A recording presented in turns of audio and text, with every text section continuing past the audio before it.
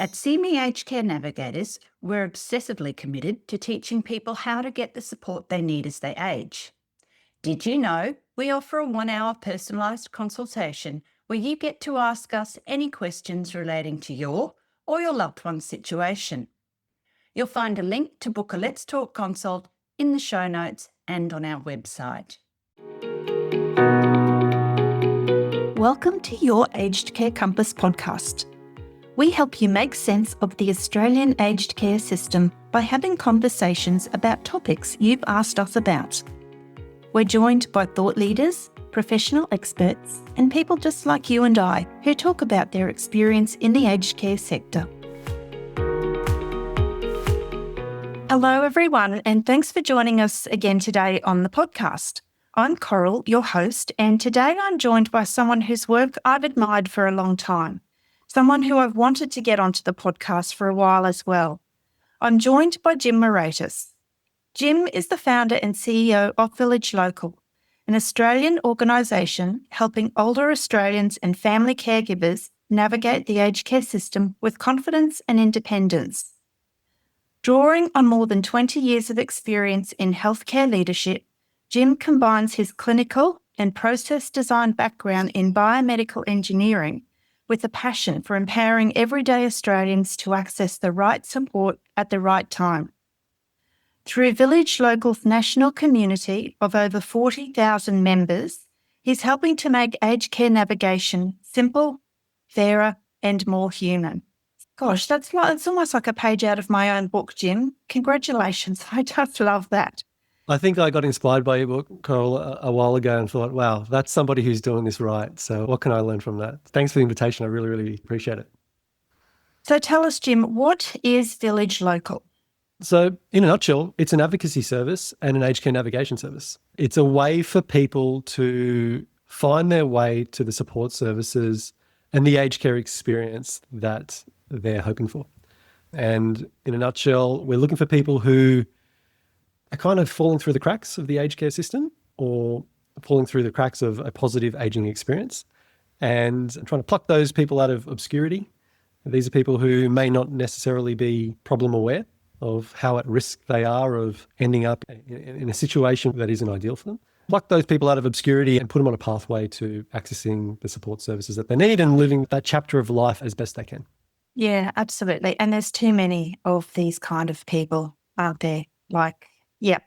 They're called the silent generation for a reason, right? And wind the clock back 8 years ago, I was a busy healthcare professional working in the medical technology space.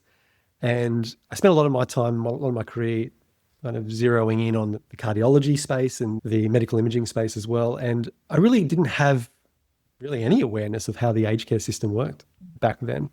And through a serendipitous moment with my neighbour, I just kind of found myself, like many aged care professionals, stumbling into the sector.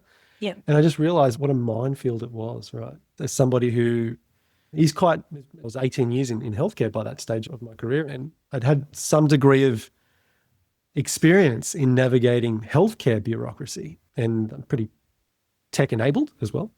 And I just thought to myself, helping my neighbour Lillian out with what she was experiencing, it just left me wondering, how the hell does anybody do this? Particularly if you aren't tech-enabled, you are socially isolated, or you're a busy family member who's juggling the millions of plates that you're juggling. How does anybody do this? And it's no surprise that the outcomes that we're experiencing and the consumer experience that is being talked about is the way it is. It's complicated. It's very difficult. And I always say it's unnecessarily complicated. So look, you just touched on Lillian. Tell us a bit more about Lillian and where the name VillageLocal came from. What was the idea behind that? Yeah. So Lillian, as I said earlier, she was my neighbour. She passed away about a bit over 18 months ago now, at the ripe old age of, I think it was 96. And I live in a suburb of Sydney, in Marrickville, and she lived directly across the road from my place. Mm-hmm. So not next door, but directly across the road. And she lived in that house for over 40 years. She grew kids up there, and her husband passed away in that house as well. And she was actually a very also integral member of the local community as well. She was the president of the Bowls Club at one stage as well. Very plugged in member of community. And like so many stories, neighbours move away, developments happen, Yeah. And you start, and your mobility escapes you over time as well. And all those things, they just compound, and it leads to a level of isolation that you just don't see coming. So that was Lillian's situation. She had been getting entry-level hack services, what was known as hack services at the time. Home and community care. Yeah. Yeah, for a number of years. And through that experience, she actually was getting some domestic assistance on a fortnightly basis. But ultimately, we found her, or she called me over one day after work, and she asked me to replace her garden hose. And I did that, and I exchanged a few pleasantries with her, and then I ducked inside. And then about a week and a half later, it was my wife, who's a social worker at the kids' hospital at the time. She found Lillian laying in the front of her house in the rain with a broken hip. Oh, no. And that was the catalyst for Lillian ending up in RPA hospital and going over to rehab, and then from rehab going into a nursing home. And the sad thing about that is that was actually Lillian's second broken hip in 11 months. 11 months prior, she had actually broken her other hip. So a lot of touch points with the healthcare system and with her home care organisation that was supporting her under the HACK program. But still, with all these touch points, she didn't manage to find her way going down the right path. Lillian, very cognitively sharp, mobility was failing her, but sharp as a tack, right? And a very stoic lady, extremely stoic lady. So I suppose these things didn't really work with her, and she became the forgotten one, the silent one. Yeah. And with that, I felt immense guilt, if I'm being perfectly honest, because it was only a week and a half prior to her fall that I saw how frail this lady was. Right? And somebody who dedicated their career to healthcare outcomes. Somebody like me, and I consider myself a good Samaritan, somebody who looks out for the community. For it to happen right in front of my nose, I felt immense guilt. And I was telling this story to my mum, who was born in a little village in Sicily, in Italy. And I said, Mum, how do the oldies stay safe and well, live out their years in the villages? Because they don't go to nursing homes over there unless there's no other option. It's certainly not a common pathway. And she just said to me, Jim, there's always a local person in the village that would keep an eye out. And it was just in that moment that I just thought, bloody hell, if only I was a better village local for Lillian. And that's really, well, that's how we got her name. And that's what sort of started from that point. Fast forward 8 years and 40,000 people later, and here we are, right? Fantastic, Jim. Well done. So who is VillageLocal for? It's for the various stakeholders involved in helping somebody achieve ideal aging outcomes, right? So that could be the aged care consumer, Lillian, right? It could be the family caregivers, Lillian's children who were interstate. It could be healthcare professionals who are on the front line supporting members of their local community with accessing those services. And it could be those people, or particularly the consumer, at any stage of the aged care journey. VillageLocal, our avatar is Lillian, obviously. It's to solve the challenges that the Lillians of Australia have, and that is not aware of the support that's available, and even with the awareness of the support, probably doesn't have the ability to execute on navigating the way through the bureaucracy of it all. So ultimately what we've done is we've found a way to build a protocol. You know, in healthcare, we often talk about clinical protocols. We see a lack of that when it comes to aged care navigation. So we've essentially just built a protocol that's ever evolving and put it in the hands of somebody who needs to access support services. Whatever part of that protocol is identifying what stage of the journey that they're up to, also what level of awareness of the journey that they're up to as well, and a level of acceptance of the journey that they're up to. And then placing them and enrolling them in that correct stage of the protocol so that we can suitably get them through in the least amount of stress and angst as possible. Yeah. So why did you adopt the model that you have? In terms of the operating model or the business model, or there's a few different angles to play it, right? Is there any... Let's talk about the operating model. The operating model, yeah. Okay. So, well, you're a clinician, right? So you'd know that no matter what specialty of healthcare, you've got this idea of the triple goal or the triple aim, right? Balance quality healthcare with access to healthcare with the cost of delivery of that healthcare. If you can get that balance right, then that's the best health delivery model. Okay. The challenge, though, is those three pillars, they often compete with each other. You want to increase the quality of the healthcare experience. Well, that comes at a cost. Mhm. And if you increase the cost, well, then you're probably going to decrease access Yep. to that health, right? Yep. So you've got to find this balance. When it came to the Lillians of Australia, so we got somebody who's not fully problem aware of how at risk that they are of being plucked out of their home, plucked out of their community and entering a residential care facility that was, in Lillian's case, over 30 kilometres away from the place she knew for the last 40 years, right? So the question then is, how do we access people who aren't aware that they need support? And even if they were aware, probably don't want the support. And then how do you so once you've solved that problem, how do you actually motivate them to take action? Okay. It's a situation that's full of friction. So I knew, but even back then, in the ignorance that I had back then about how to solve this problem, I knew that what we were embarking on was not going to be easy. And I wasn't arrogant enough to think that, well, this problem's never been solved before, ever. And I knew that it's highly unlikely that I or my team behind me would come through and solve it overnight. I wasn't that arrogant, but I also didn't realize the enormity of the problem as well at the same time. So the model that we came up with is we knew that from the early days that we had to make it as easily accessible as possible, which means it needed to be free for consumers. Yeah. We've got people who are in all kinds of financial situations, but the commonality is whether you're a pensioner or whether you're a self-funded retiree, highly likely that you've got a fixed income, right? You've got a finite pool of resources. Not like you and I, Coral, where we need money, we can go out and figure out how to go and get some more, right? A person over the age of 65 doesn't have that luxury quite often.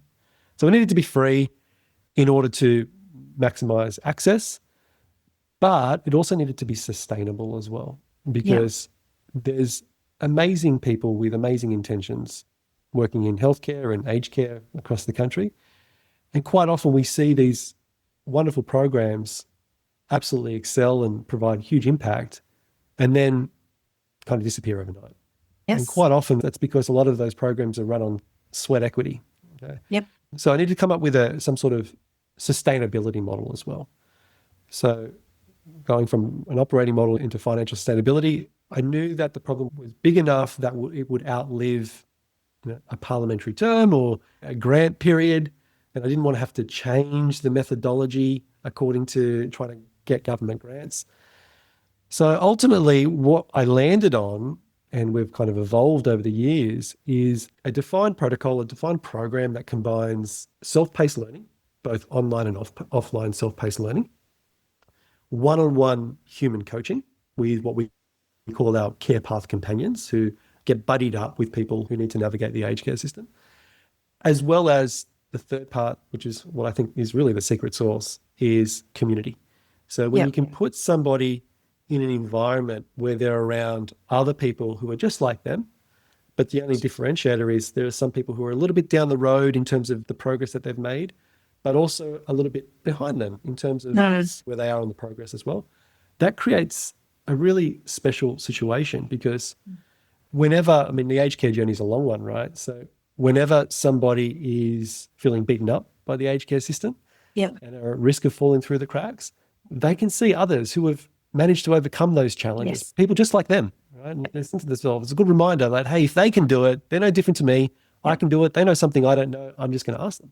Yeah. And it works the other way as well, right? So when this person is also at risk of falling off the bandwagon and they see another person who's just a little bit behind them asking questions that this person has already solved, and this person might have thought that it was hard at the time, but they managed to solve them. Yeah. And they willingly have an opportunity to share that knowledge. Yes. That's like giving themselves a pat on the back. That's like saying, hey, I am making progress. I'm doing this. Right? So that community piece is a really special one for us. And the other aspect of it as well, it's created a huge level of scalability for us as well. We're no longer shackled as VillageLocal, bottlenecked by our own bandwidth, our own team member bandwidth. We've essentially activated our community to be VillageLocals. I love that, Jim. So What role do the peer networks and lived experience play in your model of support? A huge one. I alluded it to with the community hub, right? So Mm. the community, that's got thousands of people in it. Older Australians, family caregivers, even industry professionals getting in there, sharing their knowledge. There's no shortage. That's another thing. There is absolutely no shortage of aged care professionals across this country that have so much untapped knowledge and experience that they are so generously willing to share. Absolutely. And that is such an untapped resource in this country. Yes. So the community platform creates a stage, a bit like a town hall or a community centre for that information exchange to happen, both between consumers, between family members and consumers, between industry professionals who just want to invest in their local community. For industry professionals, the community space is not a place to plug your organisation. But No. if you can, the idea is if you can help people in the community navigate the complexities of the aged care system to ultimately be in a position where they can start accessing services, well, what the exercise of engaging in the conversation is about increasing the pie, right? Increasing the amount of people you are now in the position to support in a financially sustainable way, because more people are getting into the program, be it Support at Home or Commonwealth Home Support Program. So that's why the amazing industry professionals that do engage to support the VillageLocal community, that's why they do it. They realise that this is not a zero-sum game. It's about how do we help more of those people, more of those Lillians who are suffering in silence? How do we get them on the pathway and into the environment where we can actually help them? So yeah.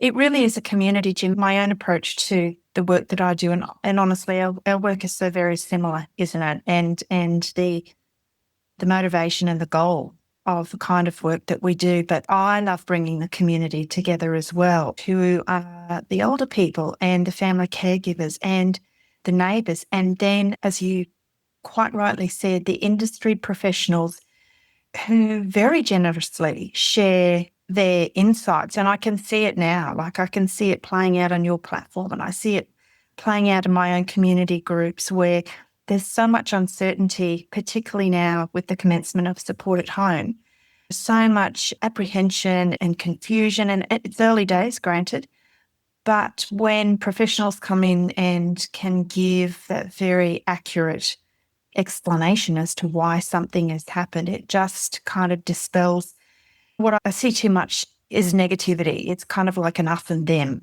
We're the participants and they're the providers and we don't agree, or that's what I see. But in these genuine communities, the providers, the sector is actually supporting people as well. And I couldn't agree more. Yeah. The providers, be it home care providers, allied health providers, sort of put everybody together, equipment providers, everyone together, right? You're on the coalface. You're on the front line.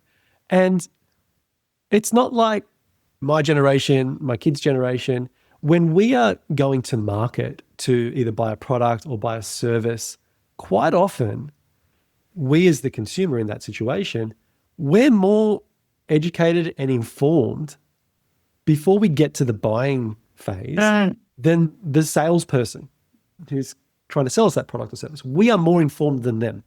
Because at the very least, we not only know about the product or service that they're trying to sell us, but we know more than them about the product and service of all their competitors as well, because we've done our research. Okay? Yeah. That is not the case with aged care related services. You've got either the consumer or the participant who, I'm generalizing here, but I think it's a fair generalization that I won't get beaten up too much. They are not as empowered or have the ability to do the level of industry research about how the system works, and at least in their own regard, right? So when they're coming to the table to ask for support, they're really relying on that service provider to be not only the advisor on their product, but also the educator. That's right. The aged care system. And that's a very, very important role to play. It's a very important role because it really can change the outcomes of somebody. Not only that consumer or that participant, but also has a ripple-on effect with their family members, their grandchildren. It's got a ripple-on effect, multi-generational one. So I treat that role really important. And I think to myself, well, they're a key stakeholder in this whole ecosystem. It's not an us or them thing. It's an integrated approach. It has to be, right? Yeah. There's no other solution to that. So it's part of the puzzle, which adds the extra layer of complexity. But there's no point in shying away from it. You just try to roll your sleeves up and Get on with figure it it. out. So you have a member community within the membership where people can ask or comment on any topic relating to aged care. Considering the changes related to support at home, what are the discussions you've observed happening within the community forum in the last couple of weeks? Wow, that's a big question. Yeah. I think everything from what are these new agreements mean? The understanding of the difference between a contract and agreement, that's causing a lot of angst, right? So there's fear and anxiety around that. There is obviously, can I get the level of support that I used to get? There is, can I afford support, co-contributions? Like that's something new. There is, I've seen a heightened escalation. You touched on it a little bit earlier, Coral, heightened escalation of the us versus them mentality. Yeah. And I think that's a lot of it's being driven by fear. And we're always scared of the unknown. And the unknown is always fueled by a lack of meaningful communication. We are seeing a lot of publication, a lot of noise, information exchanging, but I think the real word there is useful, right? Or maybe even insightful. So that's what's lacking. It's useful. It's the useful information. It's the insightful information. I think that's the beginning of the flywheel. If we can increase that, decreases the amount of anxiety that's fueling a lot of these questions. I'd say that's pretty much what it's the agreements, it's the costs, it's the ability to access support. And as a secondary to that, it's people's rights and dignity is being challenged. Of course. That's what's certainly coming through in the language that we're hearing from the community. It's a lot more divisive, the language, which is all driven by fear and anxiety, right? Absolutely. What do you think are the most promising aspects of the Support at Home program? Look, I think the Support at Home program has a lot that can really better the aging experience.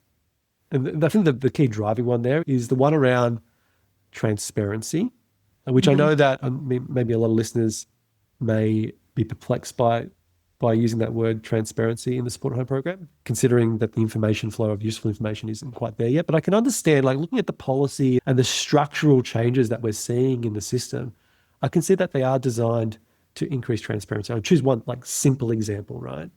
The home care package day, we had a few different administrative fees that providers will charge, as well as an hourly rate.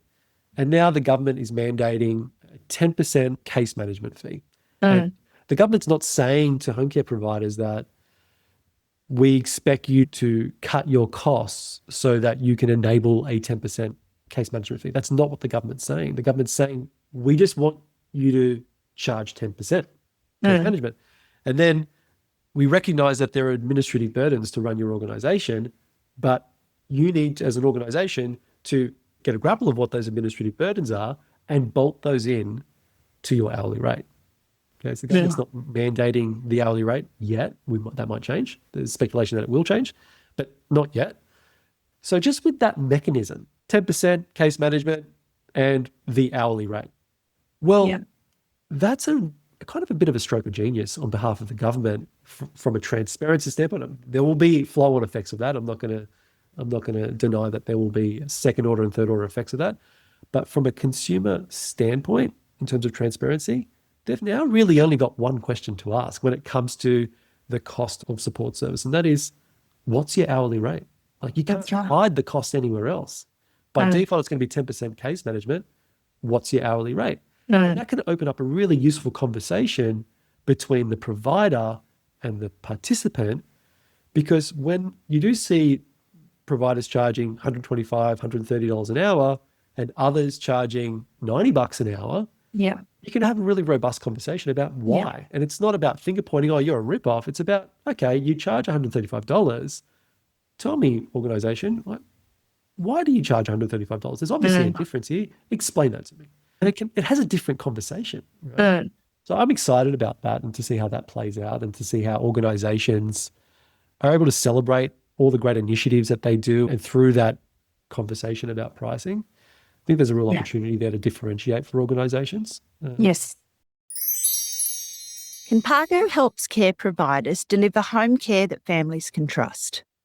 By connecting existing systems into a single platform, Compargo unites communication, self-serve access, transparency, invoicing, and compliance, giving care recipients and their families greater choice and control. Providers benefit from a scalable, more connected way to operate that reduces friction and fosters trust. Absolutely. Jim, what concerns you the most about support at home? It's probably the same thing I know. that excites me, right? It's the simplification of the system, because Einstein said that you want to simplify things. I'm going to bastardize his quote, but it went along the lines of, you want to simplify things as far as you can, but not any more than that, any more than what it needs to be. In other words, if something's complicated, simplify it, but don't oversimplify it. Because when you oversimplify it, problems happen, right? You miss things. And I just wonder if we are trying to take a very complex situation, a complex environment, aged care, multiple stakeholders of all varying degrees of capacity, and we're trying to fit it into a box that it might not fit into. And with that, there's collateral damage. We're starting to see that already in the first few weeks of support at home. The collateral damage is happening. I think that could be the issues that I've seen, I think are solvable just by, again, the exchange of more useful information so people know how to act on the challenges that they're experiencing. But I just wonder if once the dust settles on all of this, if it's still an oversimplified model for a complex situation. So and if it adds the flexibility that's required to deal with such complexity. So time will tell. Yeah, it's going to be in a very interesting few months into the middle of 2026 to really see how, because each aspect within the system is complicated. Assessments, waiting for approval, getting your classification. What if you weren't approved for one of the new short-term funding pathways? There's so much that's complicated. I don't really have an answer for that. I think the first few months is going to be a real challenge for the participant because, like I said earlier, the participant's relying on the provider to be the educator. Yeah. The reality is the provider doesn't have the answers at the moment. That's right. Don't have the answers at the moment. One of the other things we're seeing in the community hub is we're seeing providers becoming the punching bag of frustration, right? Yes. And that's really sad to see. I really feel for a lot of organizations right now who, to some degree, I kind of feel are being made the sacrificial lamb. Absolutely. In all of this, right? And that's a real shame because this wonderful aged care system that we have in this country, and I genuinely say that, right? I've done a lot of research about what's available in other countries and health systems, and we are very lucky to have the aged care system that we have, even with all its flaws, right? Yeah. And a lot of that's built on the organizations that serve this sector. And also, if I can just put a little bit of a plug in, the unpaid carers in this country. My hat off to you folk. Without the unpaid carers, we'd be... incredible. I gave a presentation yesterday and pulled some stats from the Sandwich Generation Report 2025 of Australian seniors, and it's incredible. Of the 3 million unpaid carers in Australia, half of them, 1.5 million, are in the sandwich generation. And the stories that we continually hear about the toll that it takes and the choices that we who are the sandwich generation are having to make. One of the stats that just leapt out at me, and I can relate to this because I've been in that situation, is 52% of us have to choose between career progression and our caring responsibilities. Massive numbers. Yeah. And becoming more and more prevalent with more and more households as well being double income. Out of necessity. Cost of living pressures increases as well. I think there are some challenges. Absolutely. Can I ask you a question? You can't ask me a question. You're turning the tables on my show, Jim. I turn it, right? The thing that I'm trying to get my head around is, your background in assessment work that you've done. Yeah. The thing that I'm trying to get my head around, and a question that often comes up in the community, is around flexibility of support service delivery and how what was the home care package funding could be used in quite a flexible way. And that was certainly one of the pluses of that program. Yeah, exactly. With this going into the support at home program, we're talking about third-party input on how the funding can be used and how support plans can be modified. I just see with already the stresses that assessors are trying to work through, particularly around the rollout of the single assessment tool. What's your take on how that process of shifting support plan needs is going to be managed or can be managed? Yeah, look, I've always, from the get-go, Jim, I've always said, and it's even more important now, that the older people themselves, and I know that this is not possible, but let's just go with those family caregivers. They have to understand what that older person's situation really is, what it doesn't really look like, so that they can articulate their unmet needs, the things that are challenging the older person with their daily tasks. I think it's even more important now, given the integrated assessment tool, the IAT, which is the new assessment document, that families understand why their older loved ones are struggling to maintain their independence. So, we have this fantastic system where people enter it through My Aged Care, the gateway, they get screened, they're asked a whole bunch of questions. It's at that point where you get to put your best case or worst case, depending on which way you look at it. Let's just say your best foot forward. That's the opportunity where you get to establish the baseline or the foundation of what your care is going to look like, because that then will inform each next conversation as you progress, particularly through assessments. So the media's focused a lot, and great, there's a lot of conversation about some of the limitations with the single assessment system. I've always said to people, you cannot rely on the system to give you what you need. You have to drive this conversation. Yeah. And the way you get that approval, we know the early information is coming out that when people are getting assessed now with the IAT from the 1st of November, that they are automatically going to be approved for the independence and everyday living categories. Hooray. Really happy about that. But to be approved under that clinical stream and then to be approved for the new short-term pathways, assistive technology, home modifications, even the restorative care pathway, as a clinician, and this is not going to be a short answer, but bear with us, everyone, because it's the message that I always try to get out to the community, is value the role of clinicians in your care.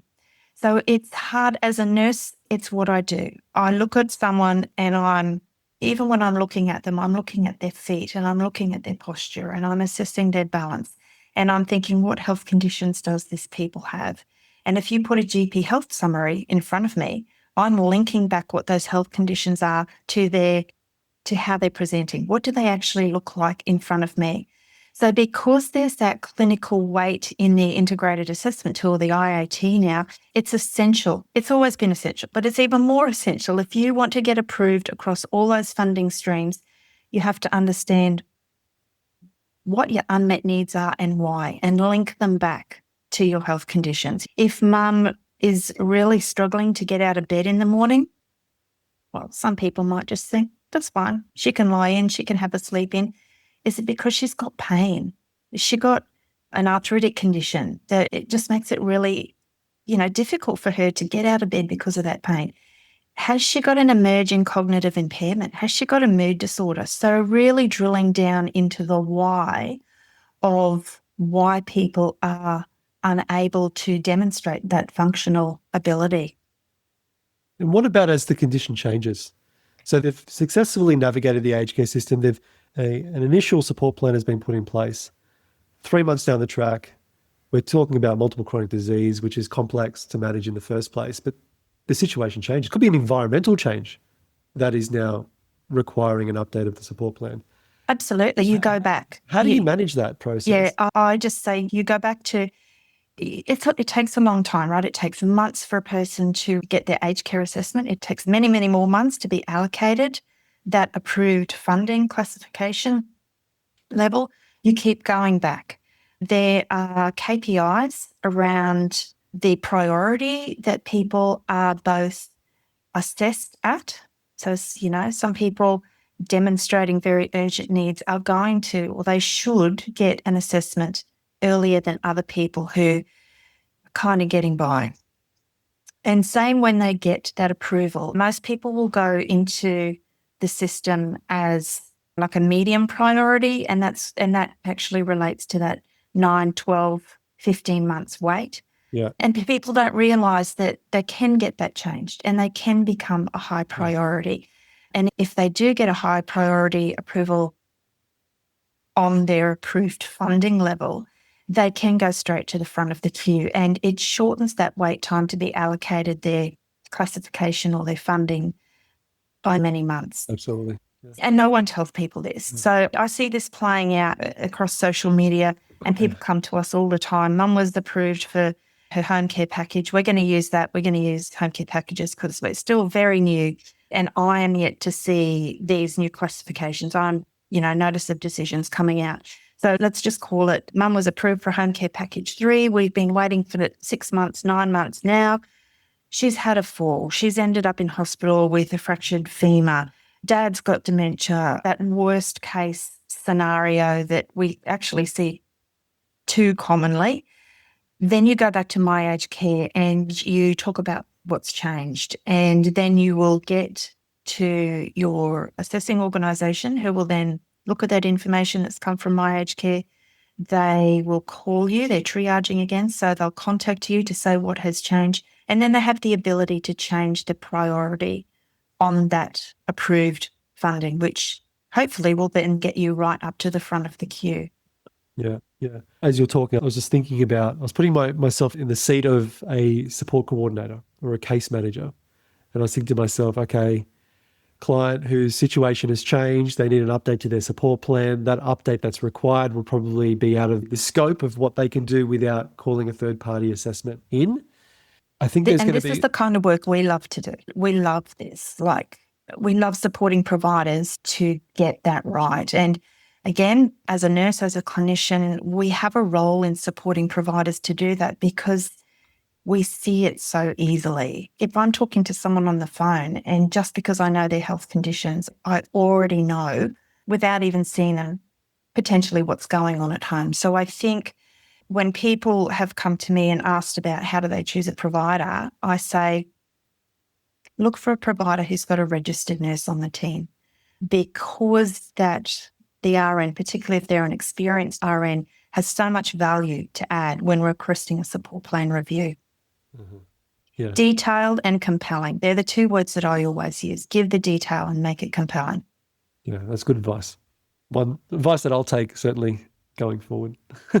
Sorry to steal the mic. It's difficult. We've been having this conversation about, you were speaking about the silent generation, and it's impossible for older people to, and I don't mean to be paternalistic or kind of judgmental or anything, but if you asked my mum, if you asked my parents, sort of, what's the word I'm looking for here? Explain why you can't do the things that you used to be able to do. My mum, she would probably just say, oh, I'm getting old, love, that's what happens.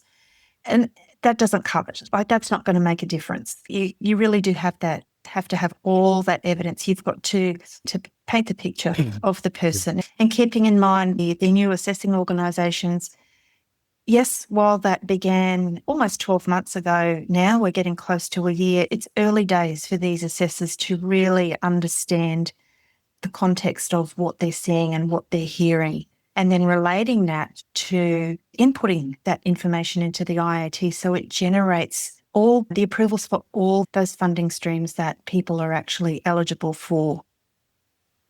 Yeah, I hear. Can I ask you another question? Oh, my goodness. I don't know if this question will make the cut, but I'm just taking every opportunity to pick your brain, right? Because you are such a wealth of knowledge. So you're a navigator. You and I, we walk a very similar path. Yeah. Do you ever have those moments where you're helping somebody out, right? You're investing so much of your time, so much of your energy, both emotional energy and mental energy, and you're helping this one person out. Before this call, I was telling you about that client that I was on the phone with, which is why I was late to this podcast, right? Yes.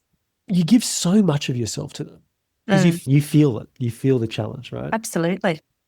And then on the flip side of that, when you zoom out a little bit, you think to yourself, okay, in Australia, there's a little bit over 6.5 million people over the age of 65. And basic health data shows that about 30% of people are living with chronic disease.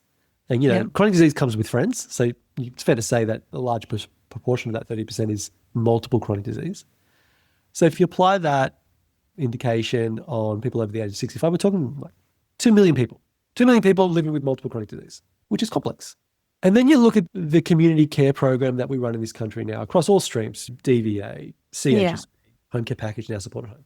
And we're looking at about 1.2, 1.3 million people currently in that program. But we've just sort of realizing that, well, there's probably 2 million people, 2.5 million people that may or may not need to be in the program, but at the very least, considering the complexity of their condition, would greatly benefit from understanding their aged care consumer rights, be empowered to navigate the aged care system so they can make well-informed decisions.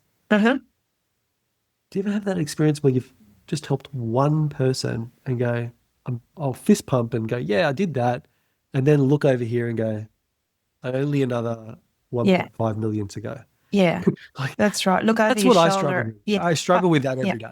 I do as well, but I do get satisfaction because the difference that you can make to one person, as we were talking about earlier, it's a phenomenal difference. So our listeners weren't privy to the off-air conversation Jim and I had, but Jim troubleshooted a very complex case with elderly clients this morning. And these complex cases, there's a lot of them. They're not unusual, these very complex cases. But I think that the difference that you make, and it's so time consuming, and as you said, for us as navigators, it takes quite a bit out of us as well. But I reconcile that with the difference that I've made to those people. And that's enough to satisfy me and keep me going. And I do, to be honest, I do get despondent, but that's why I write and talk about this stuff. That's why if a community group says to me, can you come and present to us? I never knock them back. It makes me feel, it makes me tired. I don't want to complain about it, but I do get very fatigued. But I just feel so strongly about people getting better outcomes. What's that saying? Knowledge is power. By giving them the knowledge and explaining how it works, you do put them in a stronger position to get better outcomes. And whether that's through the aged care system or not, there are programs and schemes that people can access through their GP. There are ways of getting simple support in home that they don't necessarily have to go through the aged care system. So it's equipping them with the knowledge that are the tools to get the right outcomes for them. And I just get up every morning and go, all right, just get on with it today, Coral. What difference are you going to make? So what you've done with VillageLocal, I've published a book, I've got the podcast. Educating people is what makes a difference. And I'm not so naive to think that I can influence or assist or support everybody that needs support. But by having these kind of conversations openly, it makes a whole lot more difference to that one couple or that one individual that we see that consumes many hours of our day. You always hear the saying that you take on the traits of the 5 people that you associate with the most, right? So it's a well-studied sort of phenomena. And you, me, and the hundreds, maybe thousands of other navigators across this country spend the majority of our days in the trenches with those who are at the most vulnerable stage of their life, arguably. So I've noticed it with myself over the last month as the support at home levels of anxiety and stress amongst consumers, amongst industry professionals has really peaked. I've noticed that I'm walking around with feeling a little bit more tight in the shoulders and whatnot. And I've had to check myself on that. And I was only speaking to, I'm sure you won't mind mentioning his name, Jack, one of our longtime VillageLocal members. I was just sharing that with him. I'm like, Jack, the sky hasn't fallen. We're 2 weeks into support at home and he's a consumer, an aged care consumer or participant. And they laughed it off. And I was just sort of telling him in this, and he echoed that with me. He's like, yeah, you can absorb that and it can create your space. It can define your headspace. Yeah. How do you manage that?